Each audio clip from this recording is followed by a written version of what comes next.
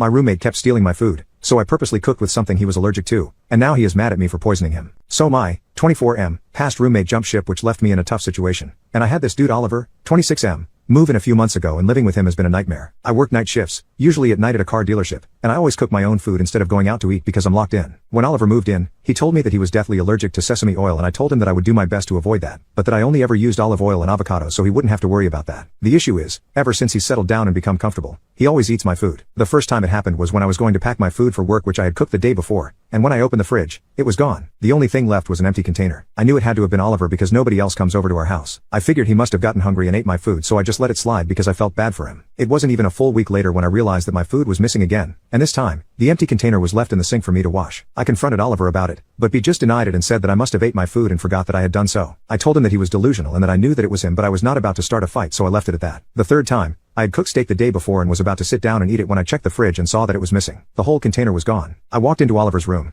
and he was sitting under his desk, obviously hiding, and eating my food. I yelled at him and told him to stop eating my stuff and to pay me back for all the stuff he's ate, and he just sat there and started crying. He then proceeded to apologize a million times, and say that he did not know that I was not willing to share with him, because his previous roommates shared all the food and that's what he was used to. I told him that I had explicitly told him previously to not eat my stuff, but he just kept apologizing and saying that it would not happen again. I waited for him to send me money for food, which of course he did not do because he claimed that his account was empty because he had just paid rent. I went out and was furious, and I realized what I was going to do. I prepped my next meal, and had bought sesame oil to cook it with, and packed it in the fridge for the next day. Well, the next day came, and I headed out to go to the gym, and my food was still in the fridge. I did my workout, and by the time I came back, there was an ambulance out front. I ran upstairs, and as expected, the EMTs were seeing to Oliver, and I hate to admit it, but I did not feel bad at all. I warned him so many times to stop eating my food, and there he was, poisoned at his own fault. He started yelling at me, saying that I tried to poison him and that this was all my fault and that I would have to pay his medical bill, but the EMTs continued with assisting him and calming him down. They took him away to the hospital in an ambulance, and I was able to relax and cook that evening, without worrying